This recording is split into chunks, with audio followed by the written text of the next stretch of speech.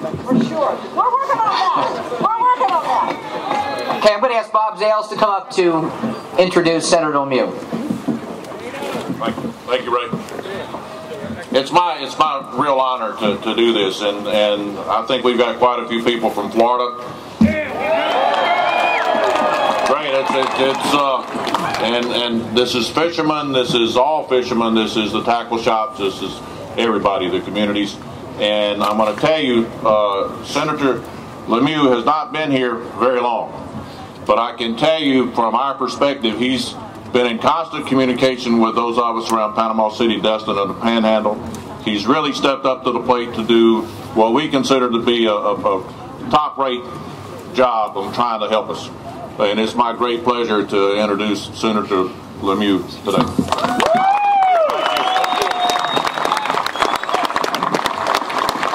You ready to get back to fishing?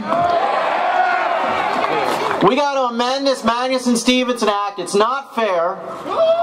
I care about fish, but I represent you. And we got to care more about people than we care about fish. And I know that no one cares more about fish than fishermen. And no one takes better care of the stock of fish than the fishermen do, because you know it's your livelihood. I had a chance to meet with these great folks from Panama City and Destin just about a month ago and talk about the challenges of this act, about how the act unfairly penalizes you. And I know it's keeping you out of work, it's keeping the tackle shop out of work, it's keeping the hotel out of work, it's keeping the restaurants out of work, and we got to bring some sanity back to the way that we administer fisheries around this country. That's right. So I appreciate what Senator Schumer's doing, and I appreciate Senator Hagan. We're all going to work on this together. I talked to my folks down in Panama City. They told me there are more red snapper, Captain. There are more red snapper now than have been in 3 generations. That's right. That's right. You can basically get out of the boat and walk on top of them. So I told Administrator Luchenko, don't rely on the bureaucrat. Come down to Panama City, Florida. Let's get on a boat. Let's go fishing. But God bless you for being here. People in this building don't listen unless you're here. So go to their office, tell them we got to change this law, and we'll be here to fight with you because we care about jobs. We've got 53,000 people in Florida employed in this industry. It's a $5.3 billion business. There are more recreational and commercial fishermen in Florida than any other place in the country. And people come to Florida to go fishing. I got 3 boys, 6, 4, and 2. I'm a dad. I want to take my boys fishing. I want to take them on your boat. You have the right to do that. We got to change this law. Thank you very much.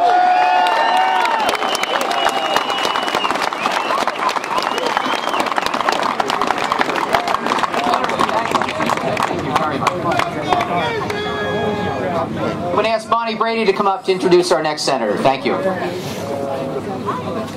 Hi guys. They said it couldn't be done, and here it is, done. I'd like to introduce a member of the Senate that has, since her beginnings, been a strong supporter of commercial fishing and the recreational fishing industry in New York. And she continues to do an amazing job to care as much about the fishermen as the fish. Senator Kirsten Gillibrand. Thank you so much. Thank you for being here today. I couldn't agree more with the congressman. The way to change the law in America is to come to Washington, to be the voice of the people, to speak your mind, to be heard, and that's exactly what you're doing today. So thank you for being here. I'm extremely grateful. We have a lot of work to do, but as you know, the issues of what we are addressing today have fallen on deaf ears for too long. From the communities that you come from, fishing has been not only a way of life for generations, but part of the lifeblood of our economy. In my home state of New York, fishing is not just a historical pastime, it's also a major economic driver that has a significant impact on the ability of our families to provide for their children, especially on Long Island. Anybody here from Long Island? Anybody? Anybody? Some of you know that Montauk is the New York's largest fishing point. Fishing has been Montauk's leading industry since colonial times, and it continues to be an important part of its economy and traditions. Today, that legacy, that way of life, is not just threatened, it is in danger of being lost for good. I agree, it's horrible, and we have to do something about it. I will not sit by and let that happen. You cannot build a regulatory structure around antiquated laws and brush aside basic science. People in Washington have said this place is broken, that they do not listen to the people back home. Well, let me tell you, I am listening to you, and we will change this law.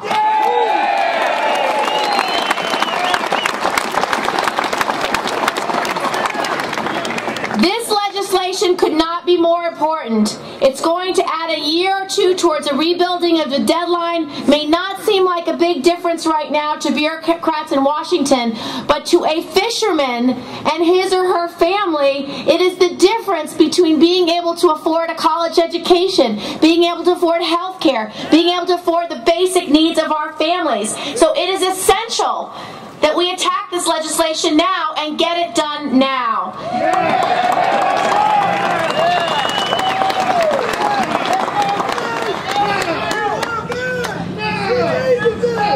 Who wants to fish? When do you want to fish?